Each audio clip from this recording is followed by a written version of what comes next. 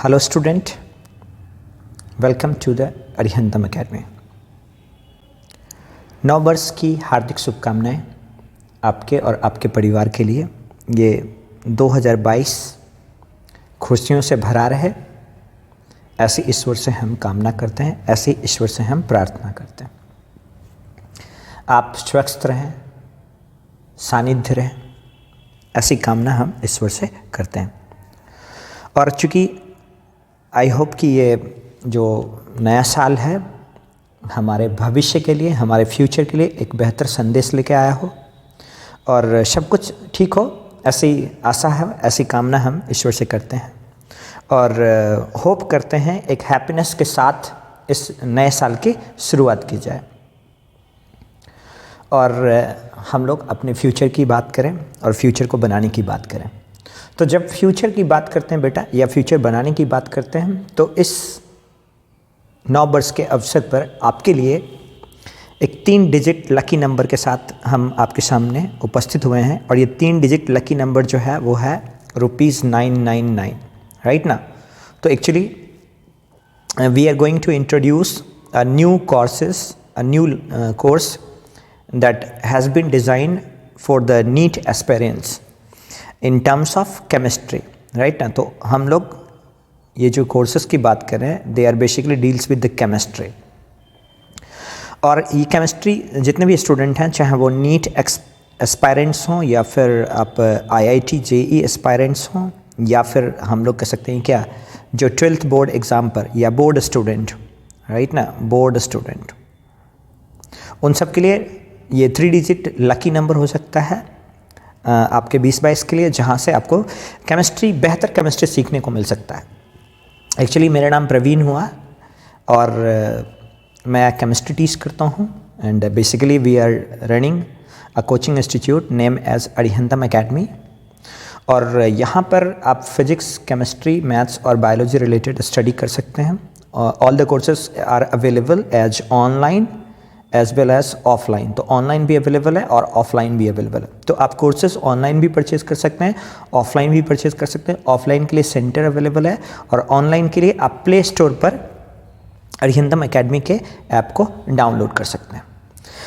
एक खास ऑफर है बिहार इंटरमीडिएट स्टूडेंट के लिए कि अगर आप इस कोचिंग के थ्रू चारों सब्जेक्ट ज्वाइन करते हैं तो आपको NDA की फ्री कोचिंग दी जाएगी। उसके लिए कोई एक्स्ट्रा चार्ज नहीं होगा, वो 12th के फ़ी में इंक्लूड्स होगा। और NDA एंट्रेंस एग्ज़ाम के लिए आपके लिए इंग्लिश और GK का सेपरेट फैकल्टी अवेलेबल मिलेगा। और ये जो ऑफ़र है वो लिमिटेड टाइम के लिए है, खास करके किसके लिए, जो बिहार इंटरमीडिएट स्टूडेंट हैं। वो दिए गए नंबर पर व्हाट्सएप करके सेंटर को फाइंड कर सकते हैं, ठीक है, और टीचर से कांटेक्ट कर सकते हैं और सेंटर पता कर सकते हैं। अगर आप लोकल हैं तो ऑफलाइन सेंटर विजिट कर सकते हैं। अगर ऑनलाइन पढ़ना चाहते हैं तो you can contact at this WhatsApp number, okay. या फिर ऐप पर जाएं, प्ले स्टोर पर अरिहंतम अकेडमी का ऐप डाउनलोड करें और मैसेज करें whatever you want to study, because here online physics, chemistry, maths and biology is available.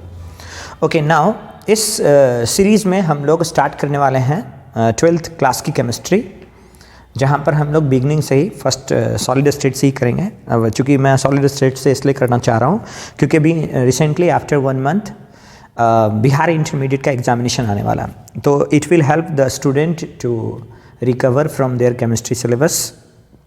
सो बिना समय गवाए हम लोग स्टार्ट करते हैं सिलेबस की ओर। तो 12th केमिस्ट्री सॉलिड स्टेट हम लोग पढ़ने वाले हैं, ठीक है। ओके, तो देखते हैं वो कौन से हमारे 100 लकी स्टूडेंट हैं।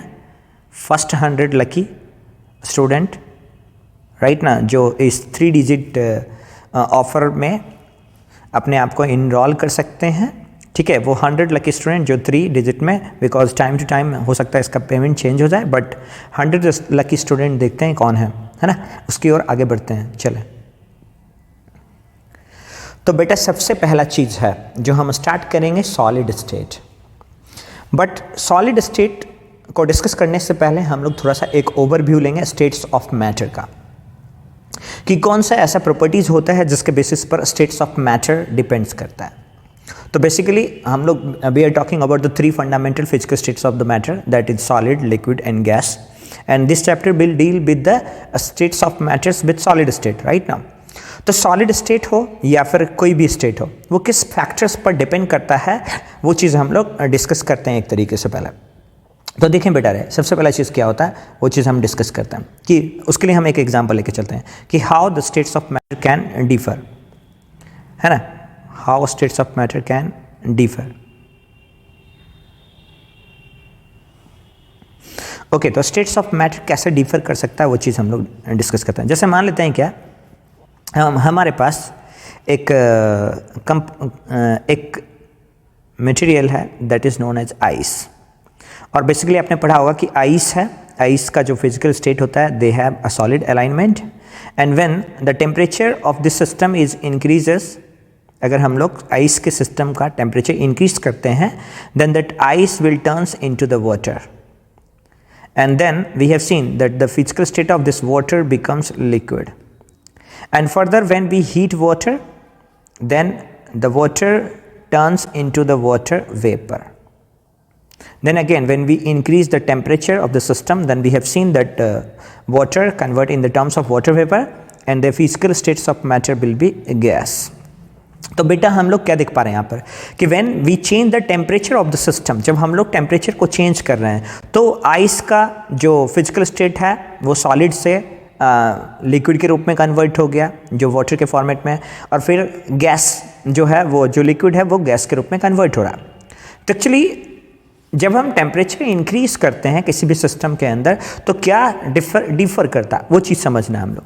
तो अगर आइस की बात करते हैं तो in the form of ice we have seen their particles are very closely to each other and they have mutual attraction to each other. That means each particles has mutual attraction and they have a strong attraction.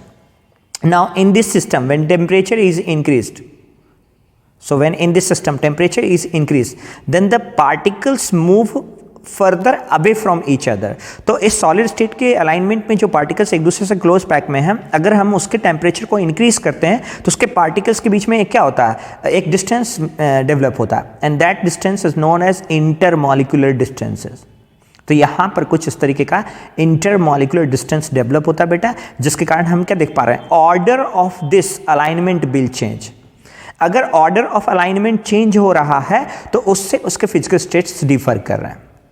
Now further हमने क्या देखा बेटा, यहाँ पर देखो कि अगर further हम इस सिस्टम में टेम्परेचर इंक्रीज कर रहे हैं then the particles randomly move far away to each other.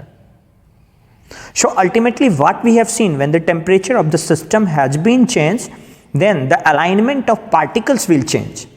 So either this alignment decrease their force of attraction और इंक्रीज द एस्केप टेंडेंसी। तो यहां पर देखो बेटा है इस अलाइनमेंट के कारण क्या हो रहा है वो चीज समझते हैं। जैसे मान लो यहां पर ये इंटरमॉलिक्यूलर डिस्टेंस हो सकता है, यहां पर ये इंटरमॉलिक्यूलर डिस्टेंस है, यहां पर ये इंटरमॉलिक्यूलर डिस्टेंस, यहां पर ये इंटरमॉलिक्यूलर डिस्टेंस, यहां पर ये इंटरमॉलिक्यूलर डिस्टेंस, यहां पर ये इंटरमॉलिक्यूलर डिस्टेंस। तो हम क्या देख पा रहे हैं, when we increase the temperature then the alignment of particles has been change.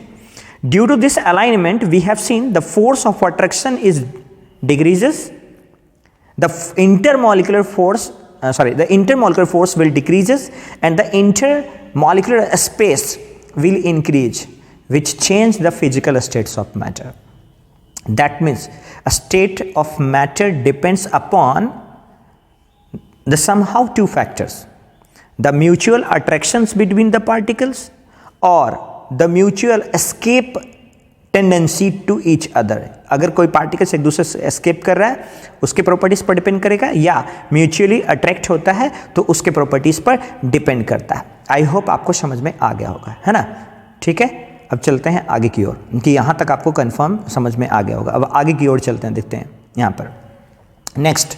यानी देखिए क्या है बेटा यहाँ पर कि द फंडामेंटल डिफरेंसेस, आपने देखा होगा the fundamental differences between the three states of aggregation lies essentially in the difference of relative amount of energy possessed by the particles in three state. मतलब तीन स्टेट इसलिए हो पा रहा है because they have some amount of energy and that some amount of energy is basically known as internal energy.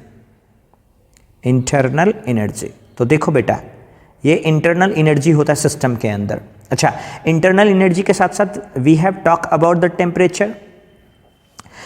Basically we can also talk about the pressure, we can also talk about the volume of the system, we can talk about the number of mole of the system. So all these system has define the physical status of the matter. तो basically these are known as PVT system और PVNT system. So इसको हम लोग क्या बोल सकते हैं, इसको हम लोग बोलते हैं PVT और PVNT सिस्टम, राइट ना. हम नंबर ऑफ मोल्स अलग से लिख सकते हैं यहाँ पर, इंटरनल एनर्जी जिसको U से डिनोट कर सकते हैं अलग से लिख सकते हैं. These are the thermodynamic system, these are the thermodynamic state variables, state variables. तो ये जो हैं थर्मोडायनेमिक स्टेट वेरिएबल्स हैं जो कहीं ना कहीं फिजिकल स्टेट्स ऑफ मैटर को डिफाइन करते हैं.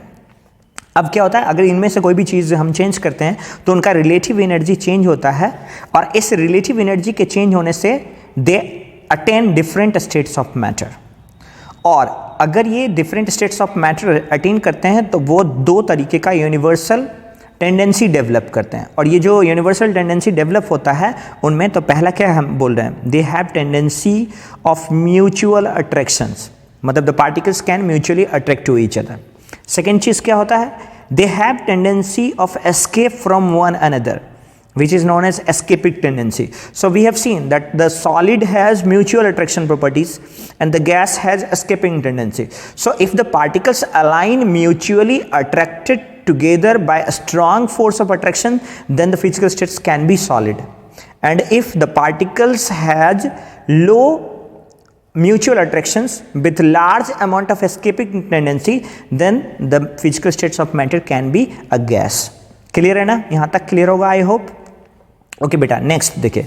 अब क्या कहते हैं हम लोग कि बेटा जब भी हम लोग PVTN सिस्टम में कुछ भी चेंजेस करते हैं, यानी थर्मोडायनेमिक स्टेट्स वेरिएबल को हम लोग चेंज करते हैं, तो स्टेट्स ऑफ मैटर भी चेंज होता है, because these states of matter basically depends upon the tendency of relative motion of particles.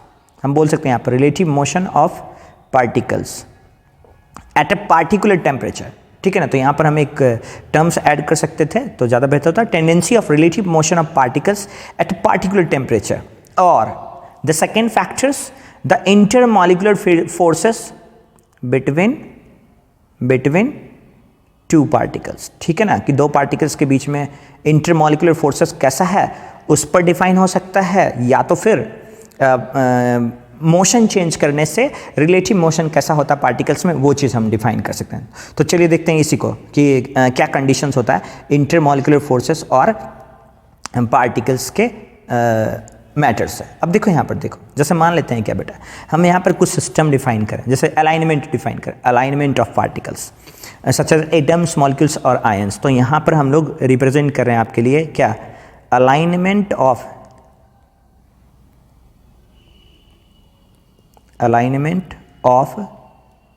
Atom, ions and molecules.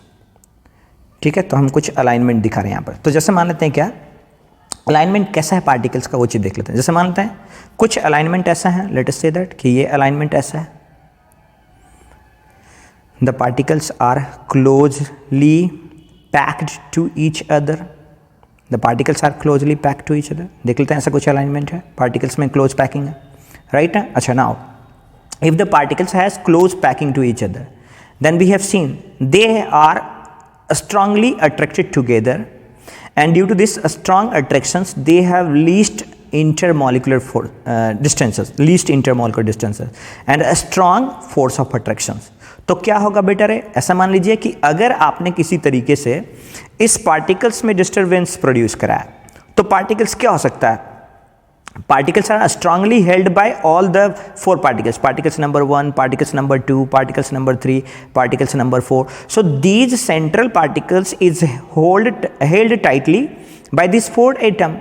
So when we produce a disturbance on these particles, then what it can happen, either these particles oscillate in the directions of 4, in the direction of 2, in the directions of 1, in the directions of 3.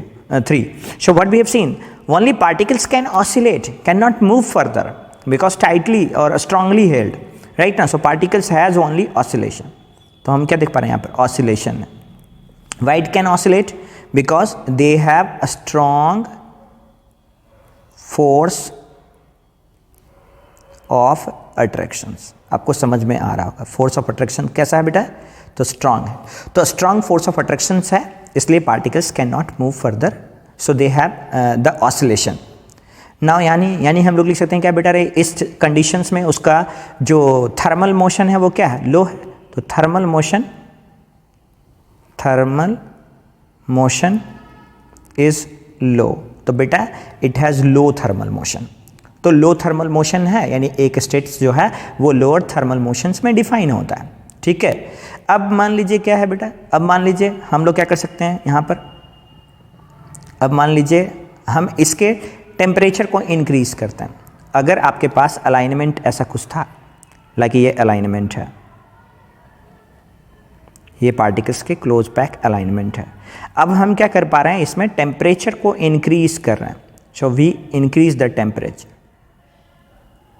we increase the temperature. So now when we increase the temperature, the particles will move away to each other, क्योंकि हमने temperature से उनकी thermal energy बढ़ा दिया। तो यहाँ पर क्या देख पा रहे हैं, टेम्परेचर इंक्रीज किया तो क्या इंक्रीज हुआ, thermal energy of the system is increases. Now when the thermal energy of the system will increase, then the particles will move away to each other. ये पार्टिकल्स एक दूसरे से अबे मूव हो गए and they produce large intermolecular distances. तो यहाँ पर इंटरमॉलिक्यूलर डिस्टेंस लार्ज है, नाउ दे कैन मूव। अच्छा, अब एक चीज़ और देखिए, फर्दर अगर इस सिस्टम में हम टेम्परेचर चेंज करते हैं बेटा राजा, फर्दर अगर इस सिस्टम में हम टेम्परेचर इंक्रीज करते हैं, further we increase the temperature, then this particles move randomly, this particles move randomly. तो यहाँ पर सबसे ज़्यादा हाई काइनेटिक एनर्जी है, हाई काइनेटिक एनर्जी, राइट ना, kinetic energy will high kinetic energy, high thermal motion, high thermal motion. तो हम लोग क्या देख पा रहे हैं बेटा है कि इस कंडीशंस में पार्टिकल्स के अंदर की थर्मल एनर्जी हाई हो जाएगी और पार्टिकल्स का मोशन भी क्या हो जाएगा, हाई हो जाएगा, क्योंकि हमने टेम्परेचर को और भी ज़्यादा इंक्रीज़ किया है। तो क्या क्या हाई हो रहा है, तो हमने बोला बेटा काइनेटिक एनर्जी बढ़ रहा है। क्यों काइनेटिक एनर्जी बढ़ रहा है, क्योंकि हमने कौन सी एनर्जी बढ़ा दी, थर्मल एनर्जी बढ़ा दी। तो थर्मल एनर्जी बढ़ाने से पार्टिकल्स का अलाइनमेंट चेंज हो गया, इसलिए फिजिकल स्टेट्स ऑफ मैटर भी क्या होगा, चेंज हो जाएगा। क्लियर है, आई होप सो क्लियर होगा, यहाँ तक कोई कन्फ्यूजन वाली बात नहीं होगी यहाँ तक, है ना। तो चलिए आगे बढ़ते हैं यहाँ पर अगले स्लाइड्स की ओर। यानी अब देखिए यहाँ पर हम लोग समझ सकते हैं क्या क्या चीज़ है अब डिफाइन करने को। यहाँ पर देखिए क्या है, some properties of the physical states of matter है। तो बेटा देखो क्या करा है, सबसे पहला चीज़ मोशन ऑफ पार्टिकल्स क्या है, no free motion allow, only vibration allow. Why it can be happen, because particles are tightly packed, closely packed to each other, right ना। नाउ नेक्स्ट क्या करता है, random motion allow limited. Random motion allow limited क्यों होगा, because they have moderate intermolecular space. Now gas has totally random motion, ठीक है, gas has totally random motion. Now second characters पर आते हैं, ठीक है। तो motion of the particles depend किस पर करता है, the motion of particles actually depends upon the intermolecular forces. अब चूंकि सॉलिड स्टेट में पार्टिकल्स के बीच में very strong force of attraction होता है, the particles are tightly bounded together, then we can say that due to the tightly bounded the particles has no free motions, only vibration can allow. Now चूंकि liquid में क्या हो रहा है, एक moderate force generate हो रहा है, इसलिए the particles has their random motions allow to limited conditions. Now zero forces मैंने यहाँ पर क्यों लिखा है, why we write the zero forces, basically it has weak forces. हम लोग यहाँ पर लिख सकते हैं वीक फोर्स, और ये वीक फोर्स इतना कम होता है, ठीक है ना, कि आपने देखा भी होगा, ऐसे भी बात कर सकते हैं अगर, तो आपने पढ़ा होगा, सुना भी होगा, gas has property to expand. ऐसा तो नहीं पढ़ा ना कि gas has property to construct without applying any force. तो वो क्या होता है, एक्सपेंशन की प्रॉपर्टीज होती है, कॉन्ट्रैक्शन की प्रॉपर्टीज उसके अंदर नहीं होती। जब तक आप कोई एक्सटर्नल फोर्स नहीं अप्लाई करेंगे, कोई एक्सटर्नल प्रेशर अप्लाई नहीं करेंगे, तब तक गैस के पार्टिकल्स कंप्रेस्ड नहीं हो सकते हैं, तो वो एक्सपेंड होते हैं। इसलिए हम फोर्स को क्या कंसिडर कर लेते हैं, जीरो फोर्स कंसिडर कर लेते हैं। अब देखिए एवरेज वॉल्यूम क्यों होगा, कांस्टेंट। देखिए और एवरेज वैल्यू कैसा होता है सॉलिड के लिए, कांस्टेंट होता है, because they have definite shape. Why they have definite shape, because they have regular geometry to produce, right ना।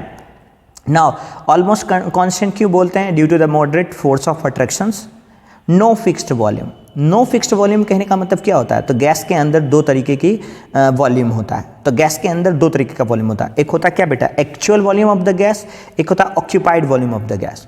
सो actual volume of the gas is very less as compare to the occupied volume of the gas. ऐसा इसलिए हो पाता है because they have zero force of attraction. अब देखिए shape की बात करते हैं तो डेफिनेट शेप होगा due to fixed lattice point, अभी समझाएंगे भी हम लोग। Average distance is fixed, particle position is not fixed, यानी इंडिफिनिट होता है। डिस्टेंस तो फिक्स है लेकिन पार्टिकल्स को आप चेंज कर सकते हैं। No fix shape because they don't have regular geometry in their lattice point.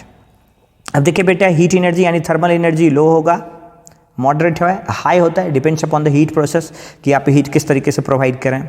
Entropy बेटा लो होगा, मॉडरेट होगा, वेरी हाई होगा।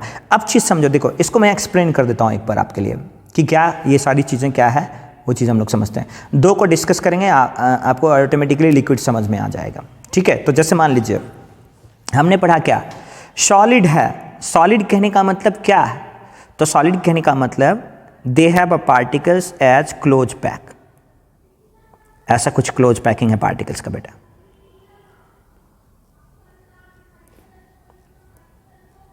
Close pack particles. अच्छा, अब ना इसमें इसको सेंटर मान लेते हैं और चार का अलाइनमेंट बनाते हैं। दूसरा, इसको सेंटर मान लेते हैं और चार का अलाइनमेंट बनाते हैं। तो क्या हो रहा है, ये ऐसे बंद हो रहा है, ये ऐसे बंद हो रहा है, ये ऐसे बंद हो रहा है, ये ऐसे बंद हो रहा है। तो हम लोग क्या देख पा रहे हैं, क्या क्या चीज़ है इसके अंदर? तो इसके अंदर हमने बोला क्लोज पैकिंग है, इसके अंदर क्लोज पैकिंग है। क्लोज पैकिंग की एक रेगुलर ज्योमेट्री है या एक रेगुलर ऑर्डर है, हम लोग लिख सकते हैं रेगुलर ऑर्डर है। तो क्लोज पैकिंग है, रेगुलर ऑर्डर है, और इस रेगुलर ऑर्डर के कारण एक ज्योमेट्री है। अगर ज्योमेट्री है बेटा तो ज्योमेट्री क्या है, क्यूब है। दूसरा चीज समझिएगा यहां पर, अगर क्लोज पैकिंग है तो दो कैरेक्टर्स डिफाइन है। कौन सा दो कैरेक्टर्स डिफाइन है? Strong force and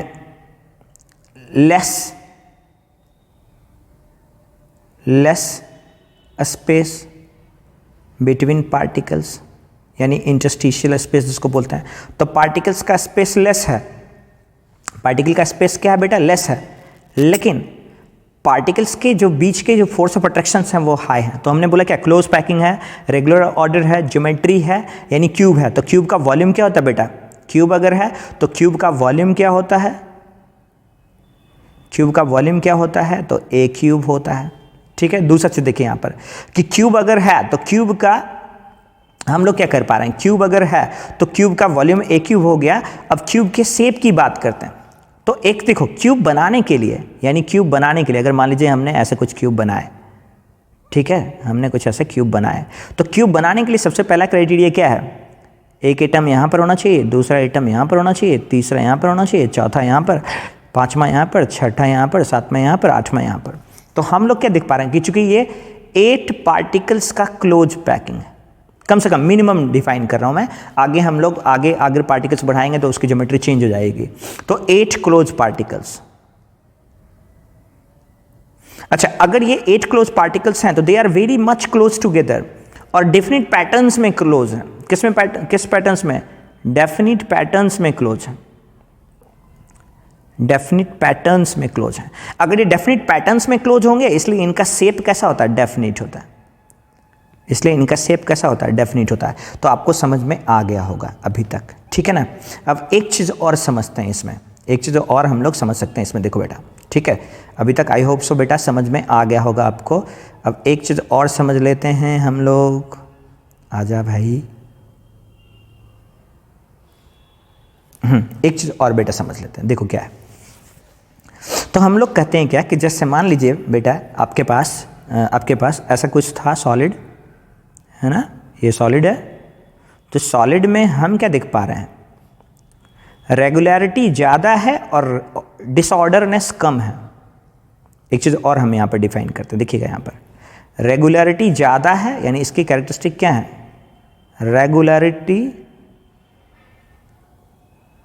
regularity high है, रैंडमनेस नो, या लेस लिख सकते हैं। तो देखिए रेगुलरिटी हाई है, रैंडमनेस लो है। अब समझिएगा, इसको हम हीट कर देते हैं। हीट किए यानी पहले T1 टेम्परेचर था, अब हीट किए तो पार्टिकल्स देखे कुछ ऐसे मूव कर गया,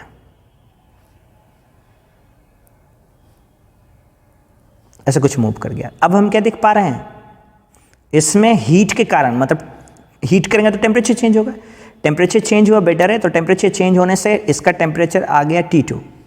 अब T2 चेंज होने से क्या बदला, क्या बदल रहा है, तो टेम्परेचर चेंज करने से बेटा जो बदल रहा है वो क्या देख पा रहे हैं, इसके अंदर एक नया कैरेक्टरिस्टिक इंट्रोड्यूस हो गया, इरेगुलरिटी बढ़ा, रैंडमनेस बढ़ा। ये रैंडमनेस बढ़ा किसके कारण, due to change in temperature, due to change in temperature of the system. तो अगर temperature of the system change करते हैं तो हमने देखा रैंडमनेस बदला, तो थर्मोडायनेमिक सिस्टम में रैंडमनेस को ही इंट्रॉपी कहते हैं। क्या कहते हैं, थर्मोडायनेमिक में रैंडमनेस को ही इंट्रॉपी कहते हैं। यानी रैंडमनेस कुछ नहीं, रैंडमनेस क्या है, इंट्रॉपी है। तो रैंडमनेस क्या है, मतलब देखो इंट्रॉपी यानी क्या है, यहाँ पर इंट्रॉपी को डिफाइन करते हैं degree of randomness, degree of randomness. तो degree of randomness is known as entropy. अब समझो बेटर है, इंट्रॉपी को अगर हम कहते हैं कि डिग्री ऑफ रैंडमनेस इंट्रॉपी है, तो इंट्रॉपी देखो क्या है, हमने बोला T1 टेम्परेचर पर इसका हीट इंथैल्पी H1 था, T2 टेम्परेचर बढ़ा दिया तो हीट इंथैल्पी H2 हो गया, तो हीट इंथैल्पी भी चेंज हो गया।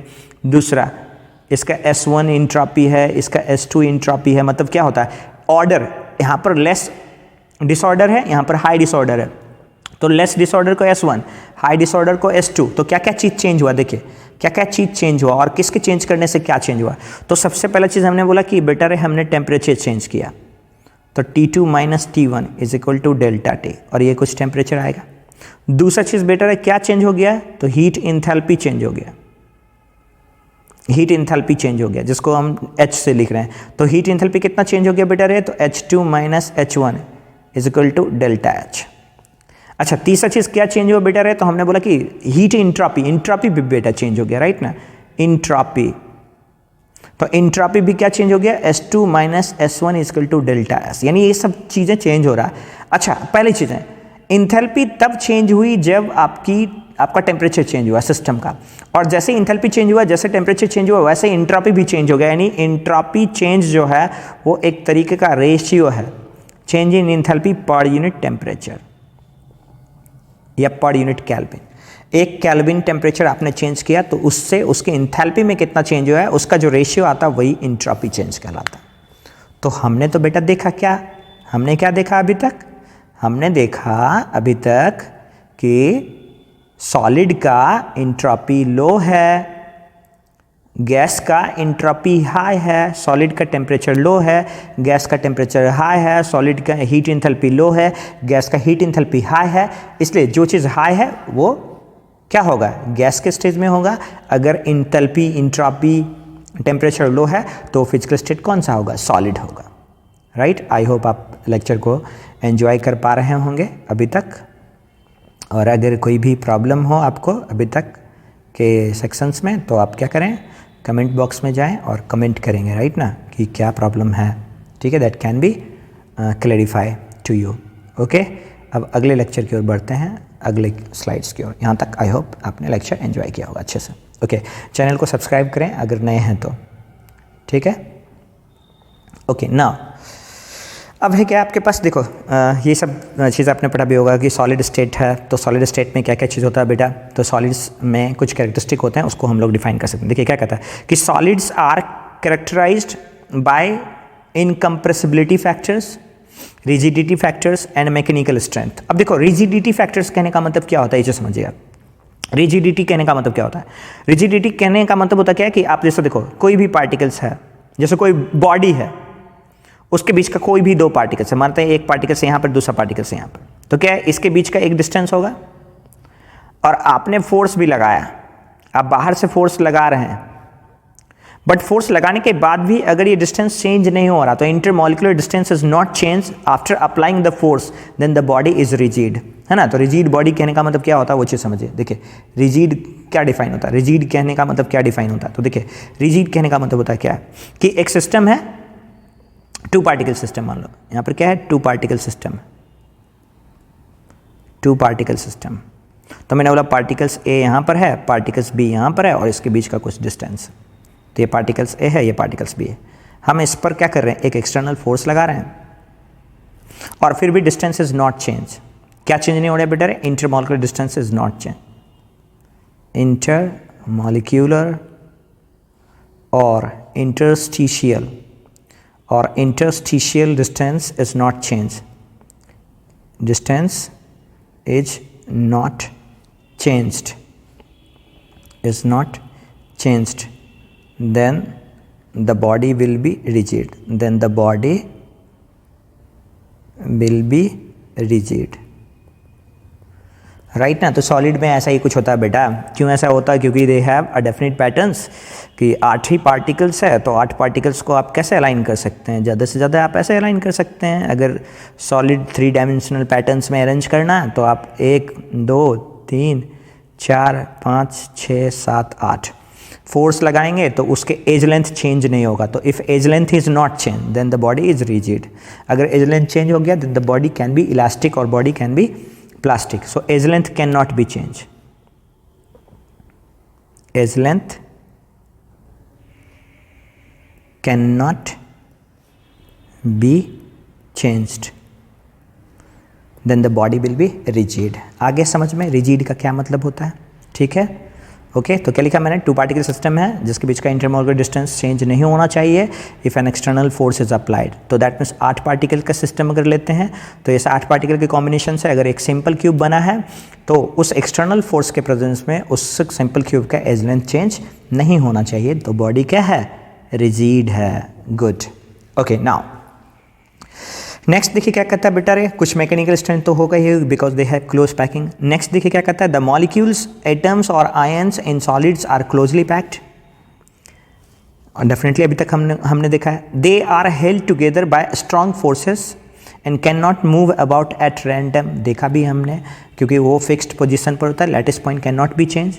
Now the solid have definite volume, shape, slow diffusion, low vapour pressure and possess the unique property of being rigid. ये जो हमने अभी डिस्कस किया कि प्रॉपर्टीज ऑफ बीइंग रिजिड कहने का मतलब क्या, the particles distance can not be change. अच्छा, slow diffusion and low vapour pressure हम क्यों बोल रहे हैं, बिकॉज दे हैव लार्ज या they have strong force of attraction, और जिस पार्टिकल्स के बीच में स्ट्रॉन्ग फोर्स ऑफ अट्रैक्शन होगा उसका वेपर प्रेशर या उसका डिफ्यूजन लो ही होगा।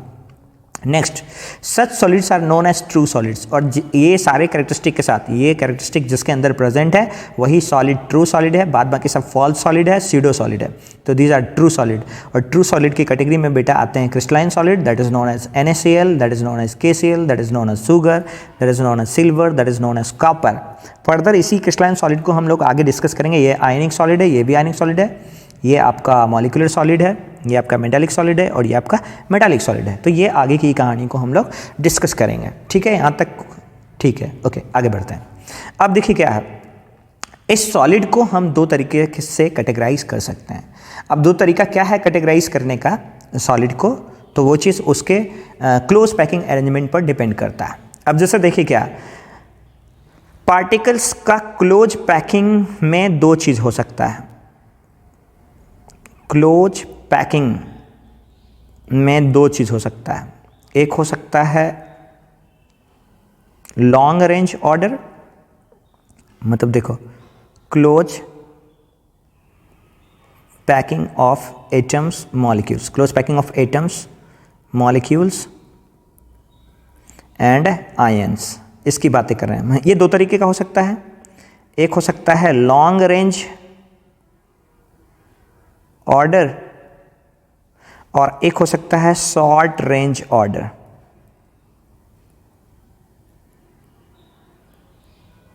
अगर वो लॉन्ग रेंज ऑर्डर होगा अगर वो लॉन्ग रेंज ऑर्डर होगा तो एक डेफिनेट ज्योमेट्री प्रोड्यूस करेगा, और अगर वो शॉर्ट रेंज ऑर्डर का होगा तो एक इंडिफिनिट प्रॉपर्टी, एक इंडिफिनिट ज्योमेट्री को प्रोड्यूस करेगा। जैसे लॉन्ग रेंज ऑर्डर कहने का मतलब क्या है, ऐसा समझो, देखो ये पार्टिकल्स ए, ये भी दूसरा आइटम ए, ये भी तीसरा आइटम ए, ये चौथा आइटम ए, ये ए, ये भी ए, और एक ही टाइप का इस तरीके का अलग अलग लेयर एटम्स के क्या है यहाँ पर अरेंज्ड हैं। और अगर हम लोग इसी पार्टिकल्स के अलाइनमेंट को कुछ ऐसा चेंज करते हैं बेटा, तो देखो क्या हो रहा है यहाँ पर, देखो इस रो में 4 और इधर 3 आइटम्स का कॉम्बिनेशन है, ठीक है ना। तो ये कॉम्बिनेशन हम क्या देख पा रहे हैं, लॉन्ग रेंज का है। और ऐसे कॉम्बिनेशन से जो ज्योमेट्री प्रोड्यूस होता है वही रेगुलर ज्योमेट्री प्रोड्यूस हो सकता है। अब देखिए रेगुलर ज्योमेट्री की अगर बात करेंगे तो रेगुलर ज्योमेट्री क्या हो सकता है, हमने देखा भी था कि इसके सेंटर को मान लें तो 4 पार्टिकल्स क्लोज पैकिंग, इसको सेंटर मान लें तो अगला 4 पार्टिकल्स क्लोज पैकिंग, और यहाँ से ऐसे चला, यहाँ से ऐसे चला, यहाँ से ऐसे चला, यहाँ से ऐसे चला, इसलिए इसका क्या क्या ज्योमेट्री है, definite geometry. And geometry will not break further, ऐसे ही ज्योमेट्री मिलता जाएगा। Cube cube cube cube cube cube का रैंडम मतलब क्यूब की एक आपको क्या कर सकते हैं, चेन मिलेगा। तो इस क्यूब का जो चेन मिलता है उसको लैटिस बोलते हैं, राइट ना। तो डेफिनिट शेप प्रोड्यूस हुआ। क्यों डेफिनिट शेप प्रोड्यूस हुआ, दो कारण से। पहला लॉन्ग रेंज, और दूसरा बेटा क्या था, तो लॉन्ग रेंज और दूसरा क्या है बेटा रे, तो रेगुलर ऑर्डर। और ऐसे कंडीशंस में जो ज्योमेट्री प्रोड्यूस होते हैं वो होते हैं क्रिस्टलाइन सॉलिड। वो क्या होते हैं आपके, क्रिस्टलाइन सॉलिड होते हैं, ठीक है ना। ऐसे ज्योमेट्री को हम लोग क्रिस्टलाइन सॉलिड से बोलते हैं।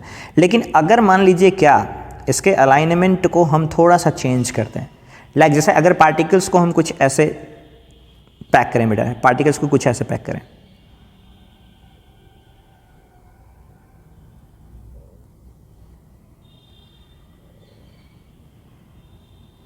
तो ये जो पैकिंग है वो कैसा है, इर्रेगुलर है। इर्रेगुलर पैकिंग है, रेंज जो है वो हाई ऑर्डर का नहीं है। अगर रेंज हाई ऑर्डर का नहीं है तो हम लोग क्या लिख सकते हैं इसमें, ये इर्रेगुलर अरेंजमेंट है। ये कैसा अरेंजमेंट है, इर्रेगुलर। अगर इर्रेगुलर अरेंजमेंट है तो कैसा है, short range of order, short range of order. और इस शॉर्ट रेंज ऑफ ऑर्डर के कारण क्या होगा, एक इंडिफिनिट ज्योमेट्री, इधर ट्रायंगल है, इधर ये ट्रायंगल है, ठीक है ना। फिर हम देख सकते हैं इधर ये ट्रायंगल है, फिर इसको आप कनेक्ट कर सकते हैं, यहाँ पर एक रेक्टेंगल है, राइट ना। तो ये ट्रायंगल ट्रायंगल, ये रेक्टेंगल, ठीक है। फिर इधर कनेक्ट कर सकते हैं आप, ये ट्रायंगल है, फिर यहाँ पर कनेक्ट कर सकते हैं, रेक्टेंगल है, फिर ये रेक्टेंगल है, राइट ना। तो इस तरीके से हम क्या देख पा रहे हैं, एक इर्रेगुलर शेप प्रोड्यूस होगा। कैसा शेप होगा बेटा रे, इर्रेगुलर शेप। और इर्रेगुलर शेप से जो ज्योमेट्री प्रोड्यूस होता है उस सॉलिड को हम लोग बोलते हैं एमॉर्फस। अब समझिएगा, मॉर्फस मतलब मॉर्फोलॉजी, ए मतलब नॉट, यहां से ध्यान दीजिएगा, ए प्लस मॉर्फस। मॉर्फस मतलब होता है मॉर्फोलॉजी। मॉर्फोलॉजी का मतलब होता है फिजिकल अपीयरेंस, मतलब एक्सटर्नल अपीयरेंस इसको बोल सकते हैं आप। क्या बोल सकते हैं आप इसको, एक्सटर्नल अपीयरेंस।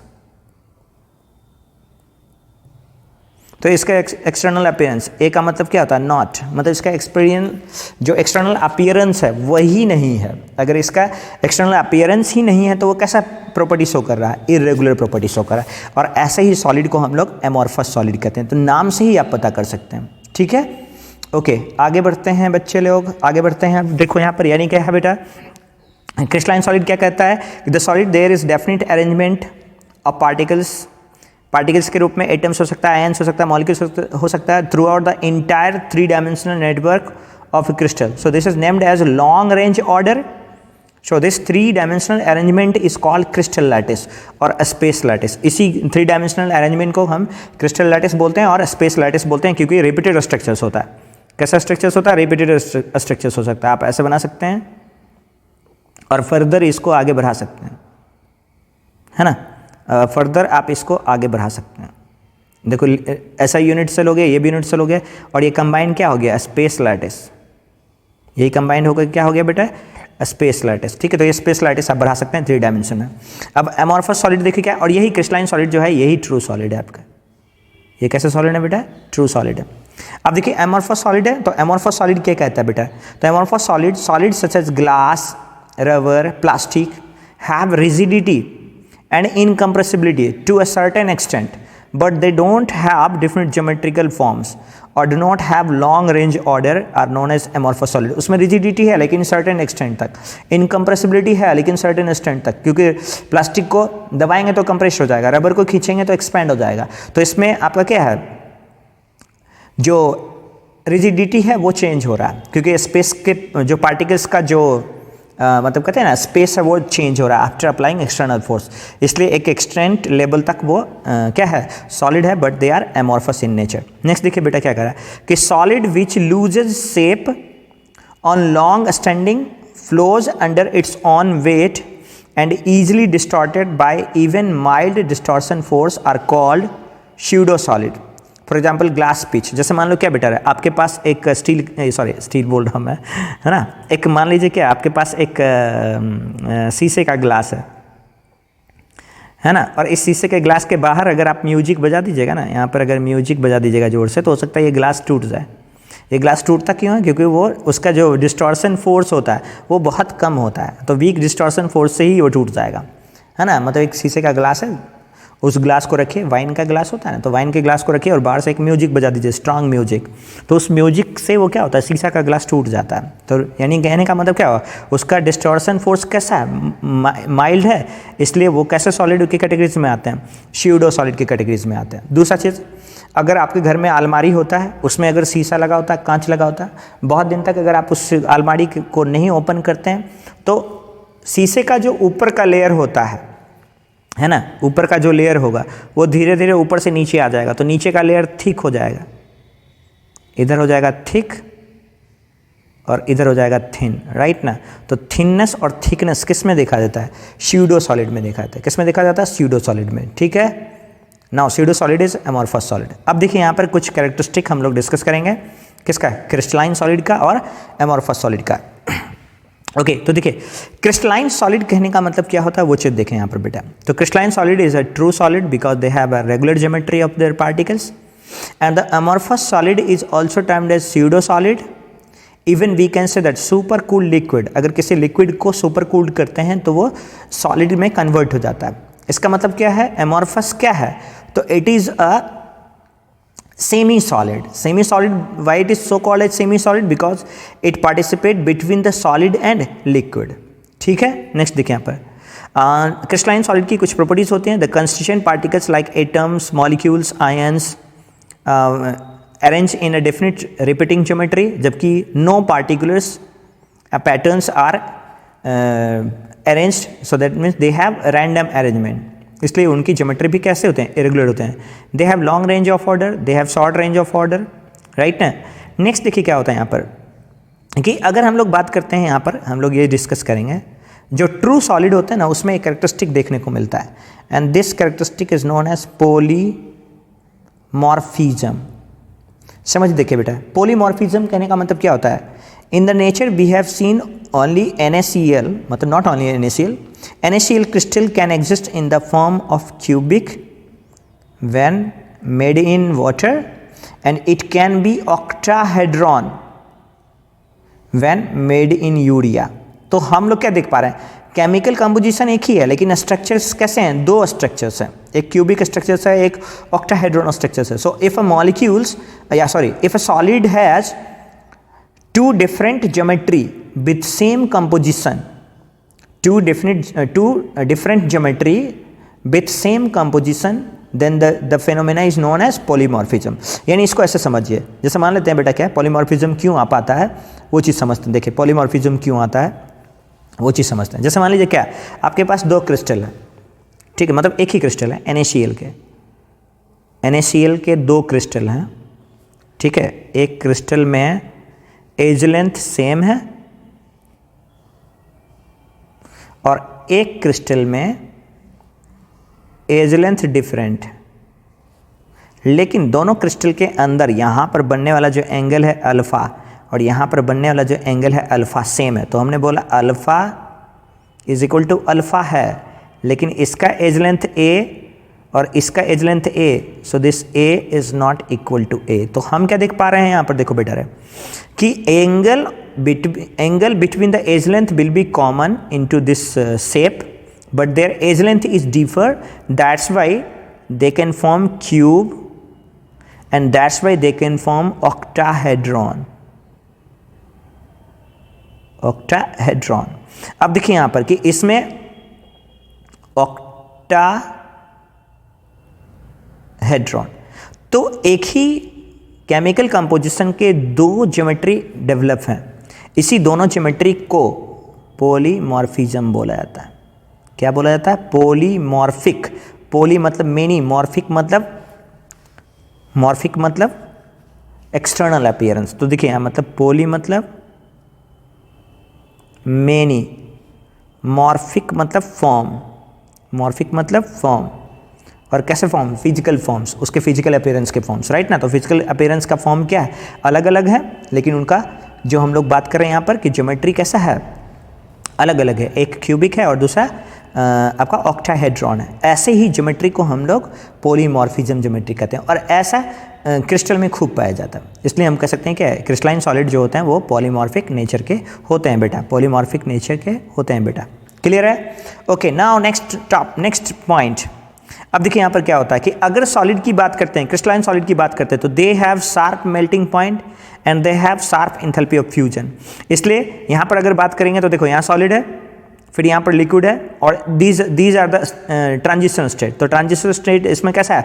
स्ट्रेट है, यानी ये कांस्टेंट पॉइंट होगा।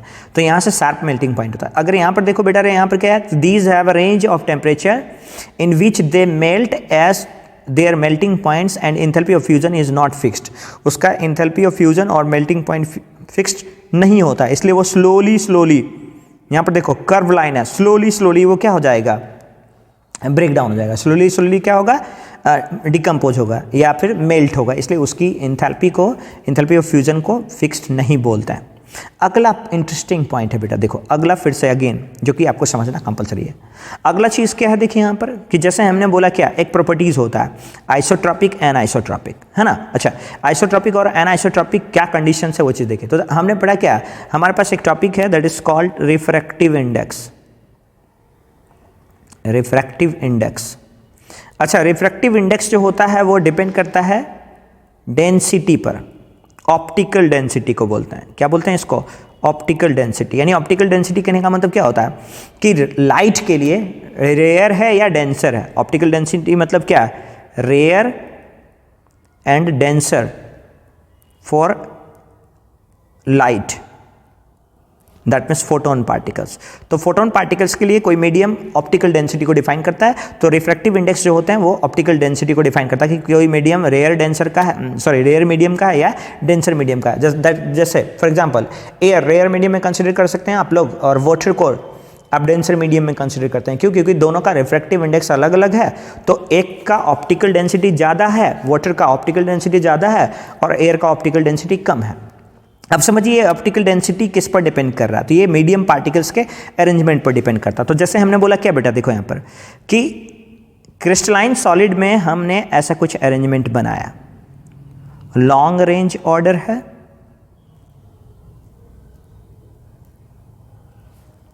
और ये लॉन्ग रेंज ऑर्डर जो है वो एक डेफिनेट पैटर्न्स में। तो हमने क्या बोला यहाँ पर समझिएगा, अगर हम इस पॉइंट को सोर्स मानते हुए एक बार लाइट इधर भेज दिए, एक बार लाइट इधर भेज दिए, एक बार लाइट इधर भेज दिए, और एक बार लाइट इधर भेज दिए, ठीक है, इधर भेज दिए बेटा। तो अगर आप देख पा रहे हैं इधर से, तो यहाँ पर देखिए क्या, इस पॉइंट से अगर रे चल रहा है, मतलब ये ए हो गया, ये बी हो गया, ये सी हो गया, ये डी हो गया, तो हम क्या देख पा रहे हैं, पाथ ए में या रे ए के लिए 4 पार्टिकल्स है, रे बी के लिए लगभग 1-2 पार्टिकल्स हैं, रे सी के लिए 2 पार्टिकल्स हैं, रे डी के लिए 3 पार्टिकल्स हैं। तो हर डायरेक्शंस में द पार्टिकल्स आर डिफरेंट, तो पार्टिकल्स आर डिफरेंट। तो यहाँ पर क्या देख पा रहे हैं, density, optical density is different, optical density is different. अगर ऑप्टिकल डेंसिटी डिफरेंट होता है बेटा, यानी फिजिकल प्रॉपर्टी डिफर कर गया, तो ऐसे फिनोमेना को हम लोग बोलते हैं एन आइसोट्रॉपिक फिनोमेना, यानी एन आइसोट्रॉपिक नेचर, ठीक है, because they have different physical properties in the different directions. But अगर बात करते हैं यहाँ पर देखिए एमॉर्फस सॉलिड के लिए, एमॉर्फस सॉलिड के लिए क्या हो रहा है बेटा, तो एमॉर्फस सॉलिड में हम लोग कुछ ऐसा पार्टिकल का अरेंजमेंट देखते हैं।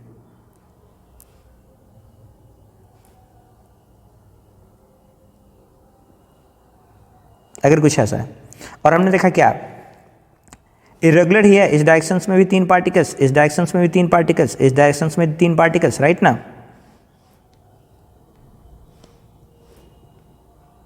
तो चूंकि हर जगह से पार्टिकल डेंसिटी सेम है, तो यहां पर क्या हुआ देखिए, पार्टिकल डेंसिटी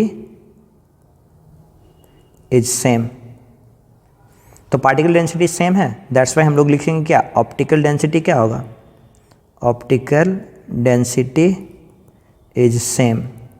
अगर ऑप्टिकल डेंसिटी सेम है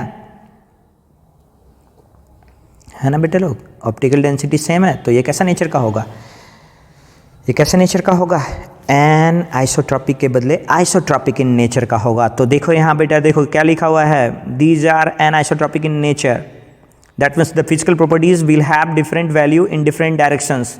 तो फॉर एग्जाम्पल में देखिए बेटा, silver, iron, copper, NaCl, H2O, diamond, quartz, sucrose, sugar, all these are the anisotropic in nature. It is due to the different alignment of the particles in the different directions. Now these are the isotropic in nature because all the different physical properties are same in all directions.